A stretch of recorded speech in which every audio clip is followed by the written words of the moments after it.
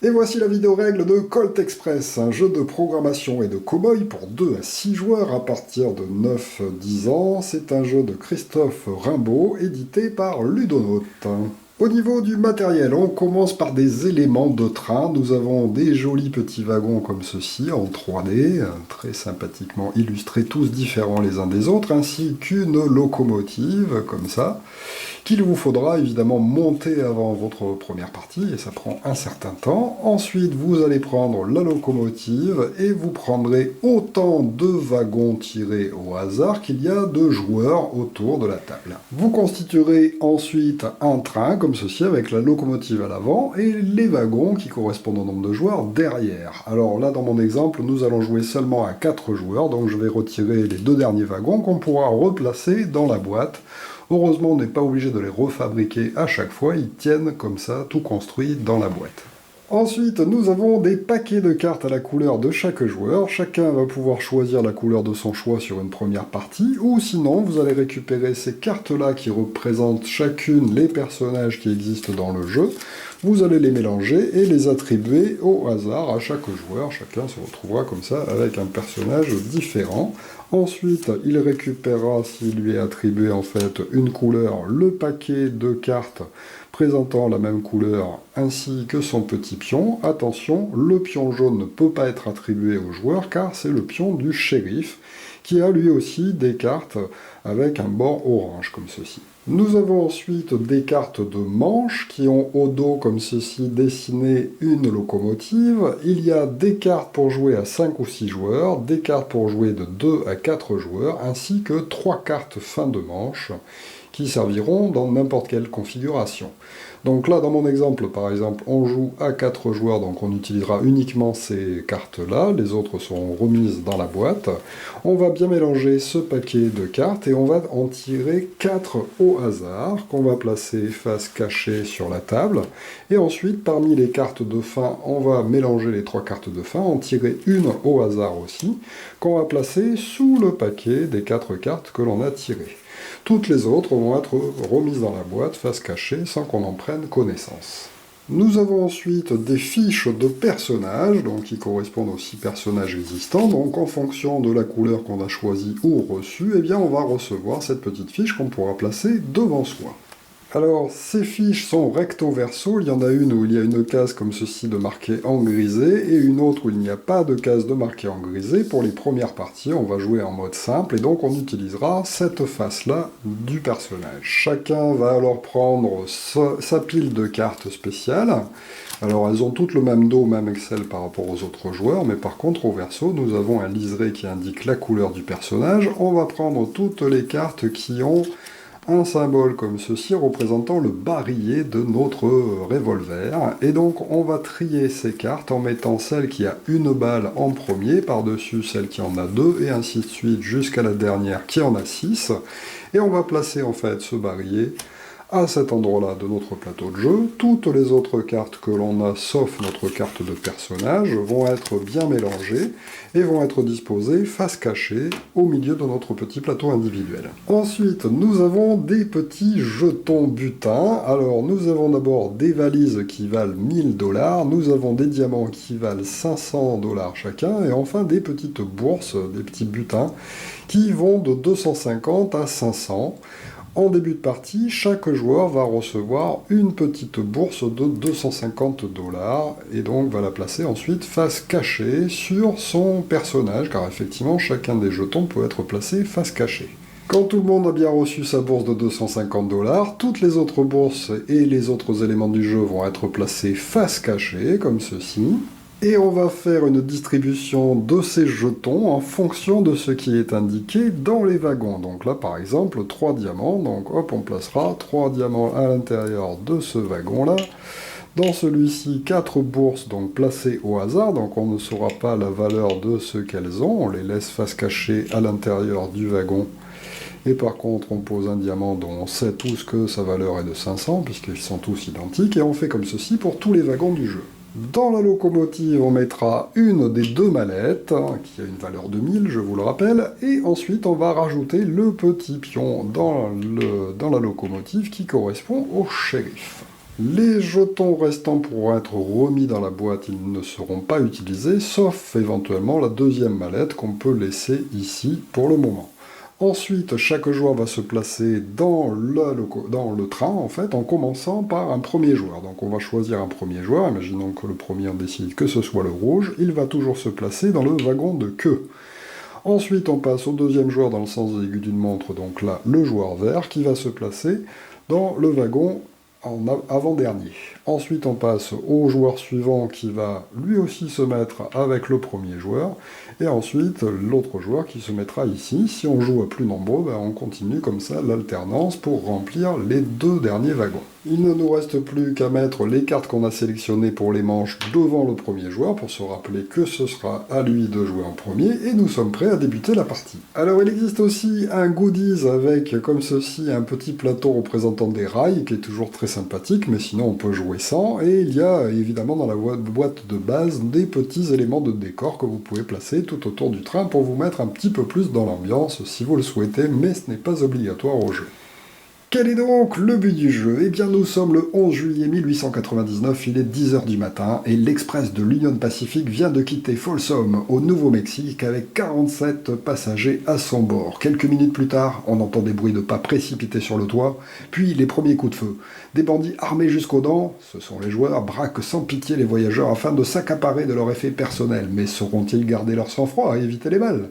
Qui réussira à s'emparer de la mallette contenant la paix de la Nice Valley Coal Company, pourtant placée sous la surveillance du Marshal Samuel Ford? Un seul bandit atteindra son objectif, devenir le plus riche hors-la-loi du gang, et c'est ce que vous allez faire, puisque nous sommes ces fameux hors-la-loi qui dévalisons ce train.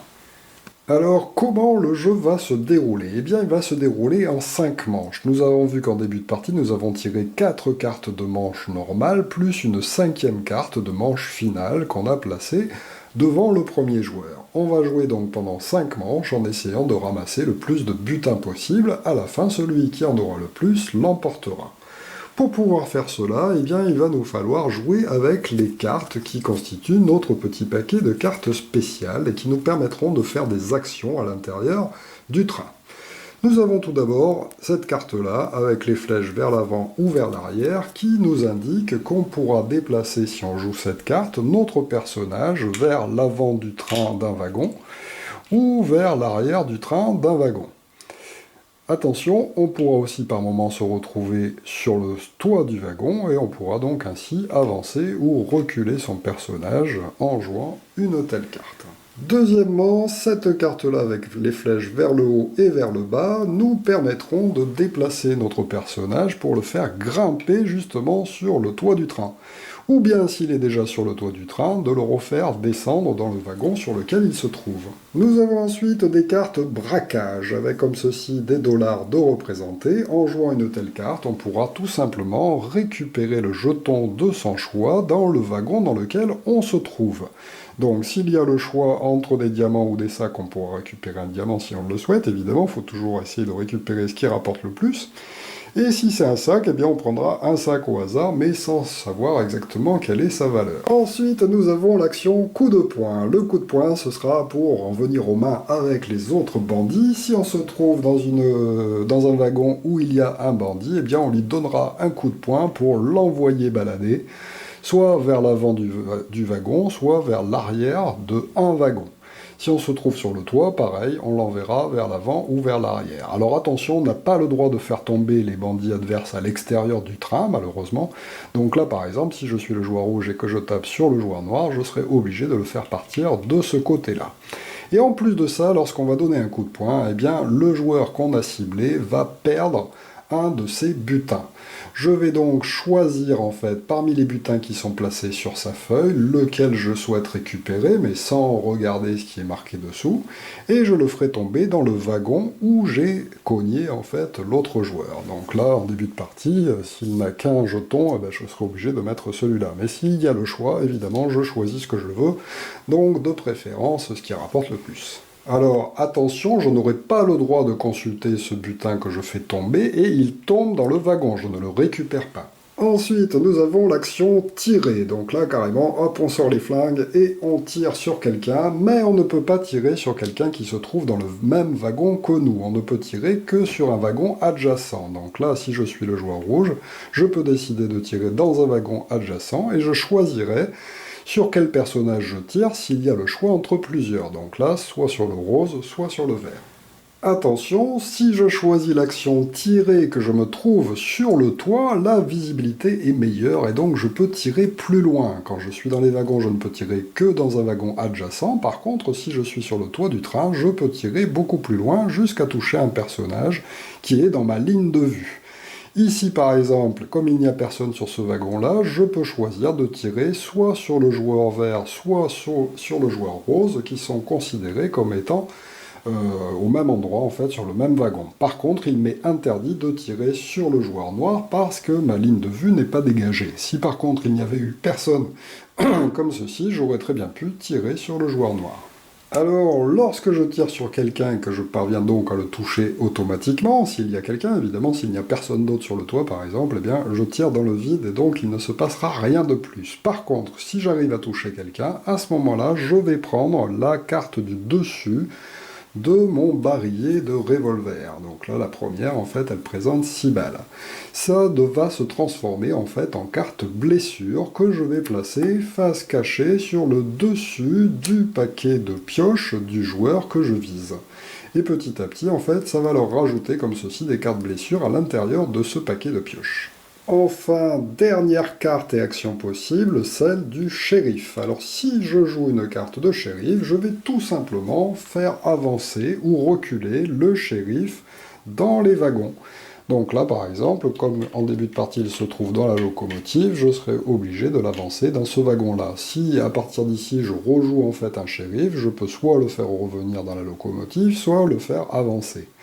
Alors au bout d'un moment, le shérif risque de rencontrer des joueurs. S'il entre dans un wagon sur lequel se trouvent des joueurs, eh bien déjà il va automatiquement leur tirer dessus. On va donc prendre les cartes de shérif neutres qui représentent toutes des blessures données par le shérif, et chaque joueur concerné, donc qui s'est fait attraper par le shérif, va se prendre automatiquement une carte blessure qu'on va placer face cachée sur son paquet de pioches. Ensuite de ça, évidemment, les bandits ne vont pas rester avec le shérif et automatiquement ils grimperont sur le toit pour ne plus se faire canarder par celui-ci. Le shérif ne monte jamais sur le toit et donc petit à petit, à chaque fois qu'il va avancer, eh bien, il fera monter les personnages adverses sur le toit. Alors, comment le jeu va se dérouler? Effectivement, nous n'allons pas jouer les cartes comme ceci n'importe comment, mais nous allons utiliser les cartes de manche. Le premier joueur va retourner face visible la première carte de la manche, et sur ces cartes sont toujours indiquées combien de cartes seront jouées lors de la manche. Ici, c'est 4. Ça voudra dire que chaque joueur va donc jouer 4 cartes pendant cette manche. Ensuite, il y aura une action spéciale qui se déclenchera lorsqu'on aura fini de résoudre les 4 cartes par joueur qui ont été jouées dans la manche. Et par exemple ici, ça voudra dire que notre train va rencontrer un obstacle et qu'il va freiner brusquement.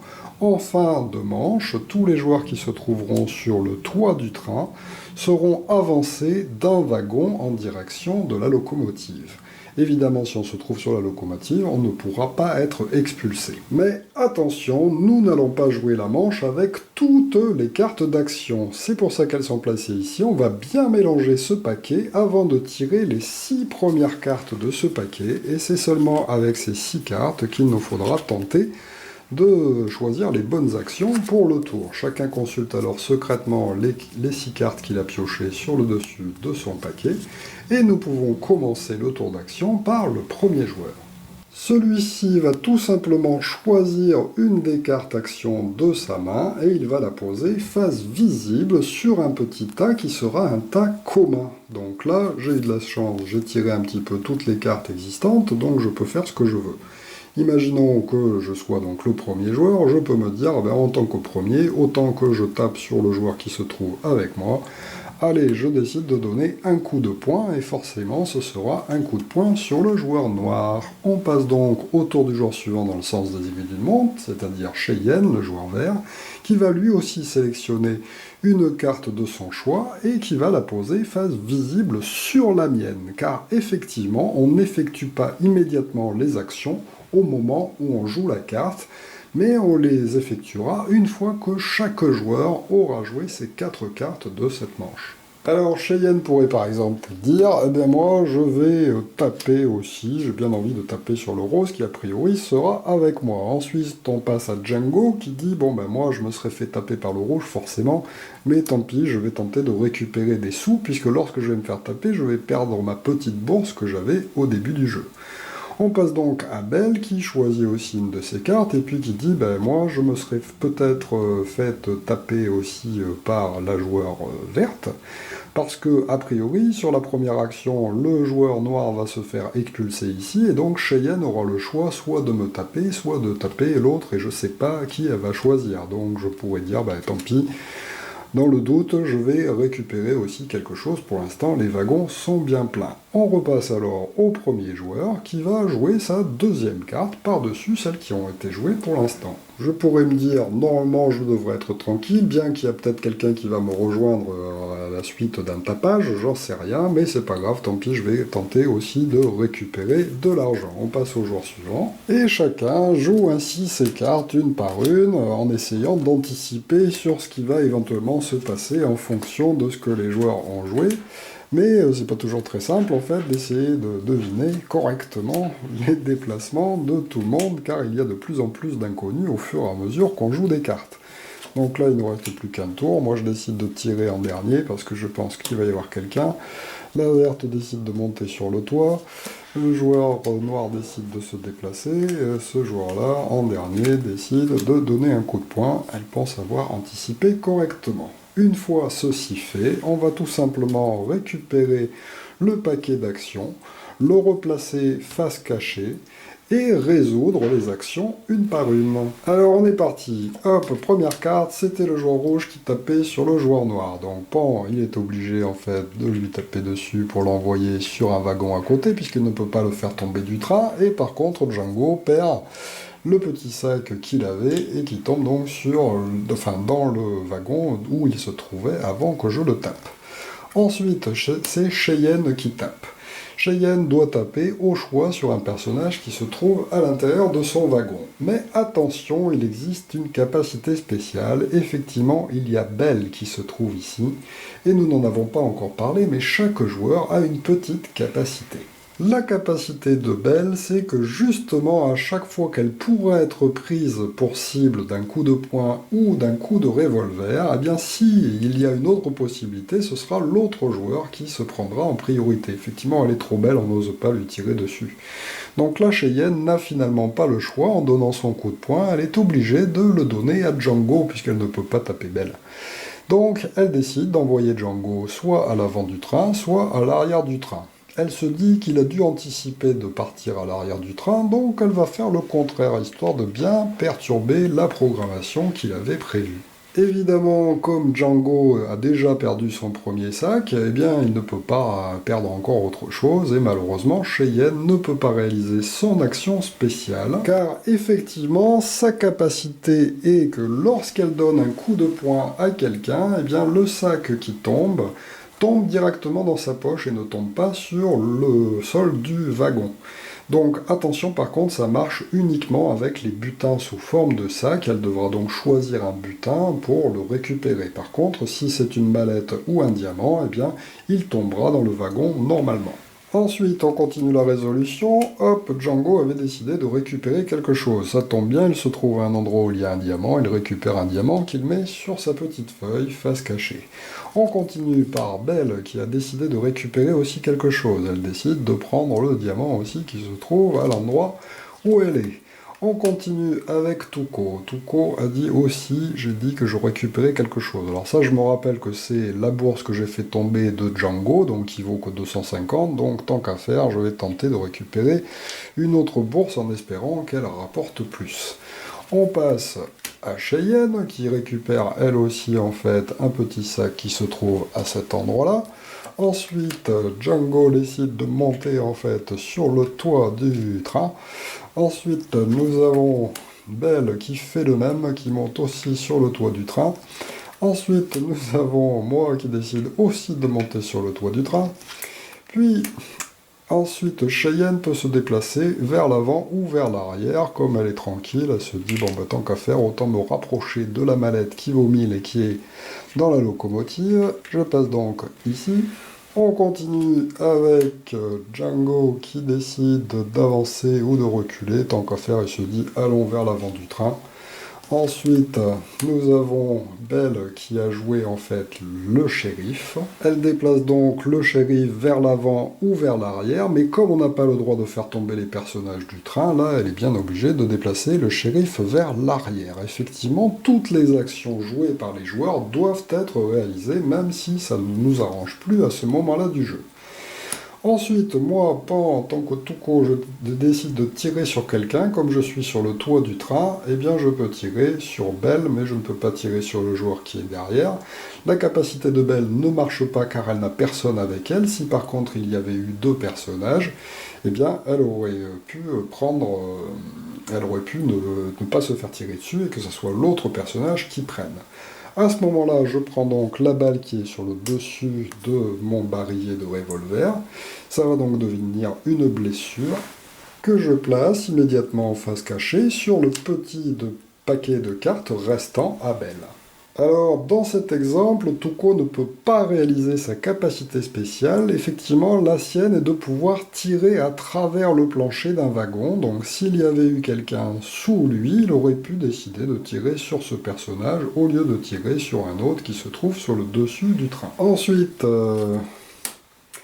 Cheyenne monte aussi sur le toit, décidément il va y avoir du monde sur le toit. Ensuite, Django se déplace. Tant qu'à faire, il se dit je vais aller chercher la mallette, donc je vais plutôt me déplacer vers là. Et enfin, elle tape Belle, mais il n'y a personne sur sa case, donc évidemment cette action n'est pas résolue. Ensuite, on va donc prendre ce paquet de cartes, on va rendre à chacun en fait les cartes qu'il a utilisées. Ces cartes sont replacées sur notre paquet, ainsi que les cartes qu'on avait gardées en main. On va pouvoir remélanger ainsi tout notre paquet avec éventuellement les blessures que les autres joueurs nous ont mises. Et ensuite, on va pouvoir tirer à nouveau 6 cartes sur le dessus de son paquet avant d'entamer la manche suivante. Mais tout d'abord, on effectue la résolution de ce qui se passe en fin de manche. Ici, nous avons dit le train freine, hop, tout le monde se déplace d'une case vers l'avant du toit si on se trouve sur le toit. Donc là, tous ceux-là sont avancés d'une case. Par contre, s'il y en avait eu dans les wagons, ils n'auraient pas été avancés vers l'avant et le shérif ne bouge pas non plus. On peut alors défausser la carte de la manche qu'on a utilisée et ensuite passer le paquet de cartes au joueur suivant dans le sens des aiguilles d'une montre qui sera le nouveau premier joueur de ce tour.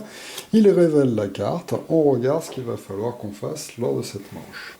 Alors attention, sur certaines cartes de manche, il y a ce symbole qui représente un tunnel. Effectivement, lors du choix de cette carte-là, les joueurs placeront leur carte action face cachée sur le tas, au lieu de le mettre face visible, ce qui permettra en fait de perturber un petit peu la programmation des autres joueurs. Donc ici il y a donc 5 manches, une première visible, une deuxième visible, la troisième cachée et les deux dernières visibles.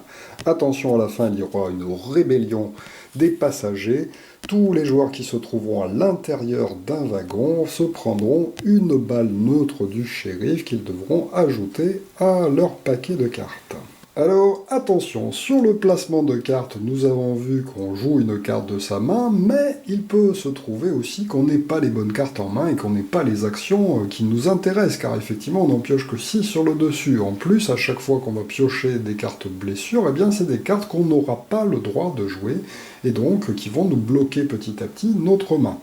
C'est pourquoi, lors du tour d'un joueur, au lieu de placer une carte normalement, il peut décider de passer son tour. Donc là, imaginons que Cheyenne décide de jouer le shérif, comme ça elle met le doute à Django, peut-être que le shérif va revenir pour récupérer sa mallette.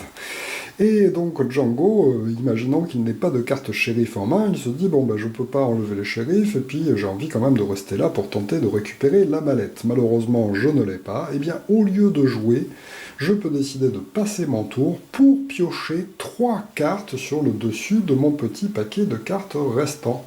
Et donc, à ce moment-là, eh bien, ça me permettra éventuellement de piocher en fait la carte qui m'intéresse. Donc Django pioche 3 cartes, hein, et il les ajoute à sa main. Alors, tout le monde joue normalement ses cartes. Ensuite, lorsqu'on est dans le tunnel, on n'oublie pas, donc chacun son tour, cette fois-ci, de poser sa carte face cachée. Donc Cheyenne, Django, Belle, Tuco, et ensuite on repart avec les cartes face visible. Et lorsque tout le monde a joué ses 5 cartes, eh bien, il ne nous reste plus qu'à les retourner et de passer à la résolution.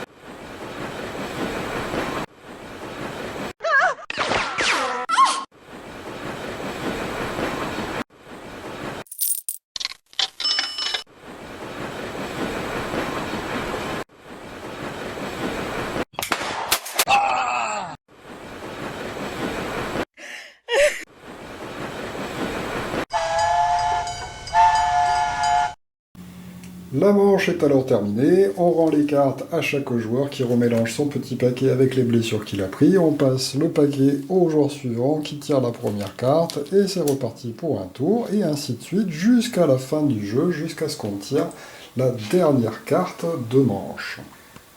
Alors, pour les cartes de fin de manche, elles sont exactement pareilles que les autres, hein, on réalisera les tours normalement, sauf qu'il y a toujours un tunnel en troisième position, et ensuite il y aura un petit bonus en argent pour les joueurs s'ils ont réussi certaines conditions que nous verrons plus tard.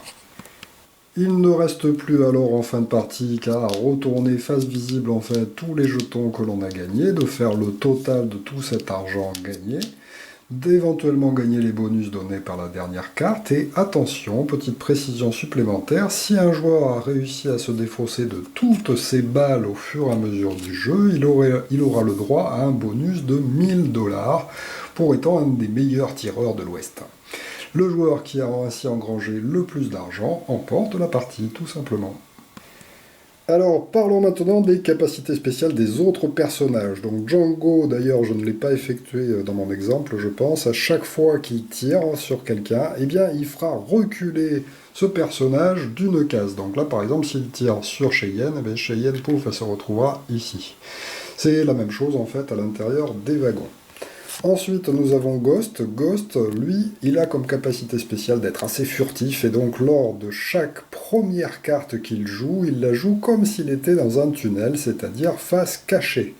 Alors attention, ce pouvoir est quand même assez énorme, du coup il est assez difficile à prévoir ce que Ghost va faire pendant un tour, donc je ne vous conseille pas d'y jouer lors de vos premières parties à moins de 6 joueurs. Pour le Doc, en fait, lui, au lieu d'avoir 7 cartes en main en début de partie, il a tout simplement 7 cartes en main, donc à chaque début de manche, il pioche 7 cartes, donc ça lui donne un peu plus de choix, ce qui est aussi un pouvoir assez conséquent par rapport à ceux des autres. Donc je vous conseille plutôt de jouer avec les personnages que je vous ai présentés lors d'une première partie d'initiation, et après, vous pouvez introduire les personnages plus complexes. Alors, après quelques parties en mode simple, vous pouvez décider de jouer en mode un peu plus complexe en utilisant le recto, en fait, de vos feuilles de personnages qui présente cette case-là, qui sera une pile de défauts. C'est effectivement, en cours de jeu, vous allez jouer de la même manière, sauf que, je me suis trompé d'ailleurs tout à l'heure dans la règle, lorsque vous prenez normalement une balle qui vous est donnée par un autre joueur, vous l'ajoutez dans votre main en mode simple. Comme ça, lorsque vous décidez de piocher 3 cartes sur le dessus de votre paquet, vous allez forcément piocher les cartes restantes et non pas les balles que vous avez prises pendant le tour. Par contre, en mode complexe, justement, c'est là que les balles sont effectivement placées sur le dessus de votre paquet de pioche. Une fois qu'on a terminé, donc si jamais à ce moment-là vous décidez de piocher des cartes, eh bien vous allez forcément piocher les balles éventuelles que vous avez pris dans le même tour, ce qui est déjà un petit peu plus compliqué. Autre chose, à chaque fin de résolution d'action, eh bien toutes les cartes que vous aurez utilisées vont être placées dans votre défausse. Ensuite, par rapport aux cartes qui vous restent en main, vous pouvez décider d'en défausser tout ou partie dans votre défausse en fonction de ce que vous voulez. Donc par exemple, si vous avez pioché des cartes de blessure en fait d'un tour précédent, vous pourrez décider de les défausser directement.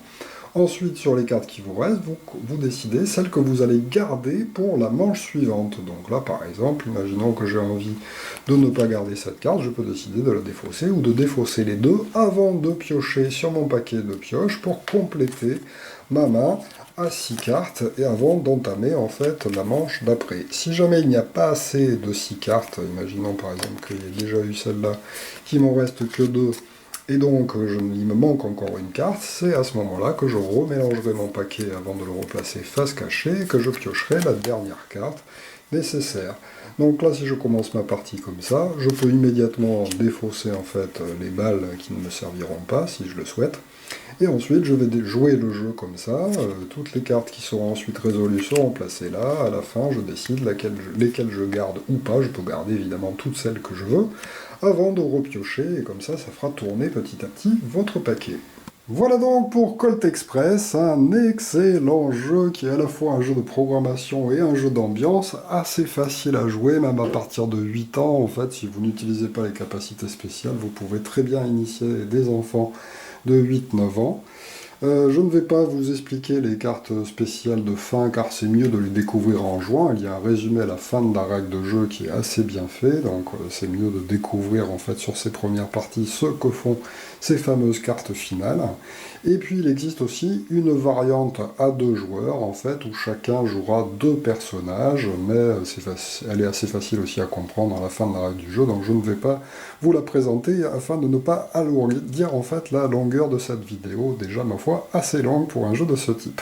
Merci de m'avoir suivi et à très bientôt pour une nouvelle vidéo règle. Au revoir.